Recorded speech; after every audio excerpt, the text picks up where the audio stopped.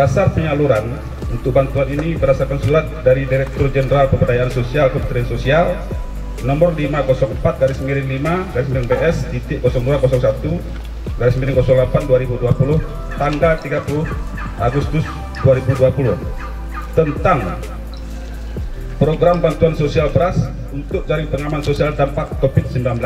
Bantuan beras ini disalurkan selama 3 bulan berturut-turut dari Agustus, September, dan Oktober. Jadi per kakaknya atau per KPM-nya menerima beras 15 kg. Total 3 bulan sebanyak 45 kg beras per KPM menerima untuk saat ini. Jadi jumlah total semua beratnya 418,5 ton.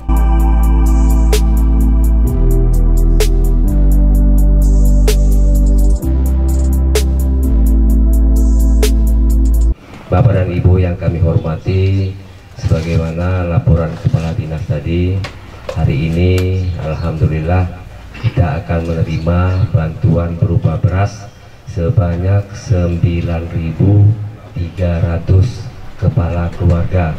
Nah, ini bantuan ini akan diserahkan, nantinya sudah siap mobilnya pun, tinggal pemberangkatannya saja.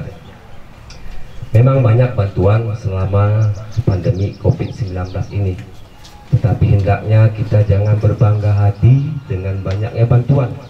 Nah, justru sebaliknya kita harus merasa sedih dengan penderitaan masyarakat Kabupaten Aceh Tenggara, masyarakat Provinsi Aceh, masyarakat Indonesia, dan masyarakat dunia khususnya karena adanya pandemi COVID-19 ini. Begitu banyaknya saudara-saudara kita yang meninggal dunia.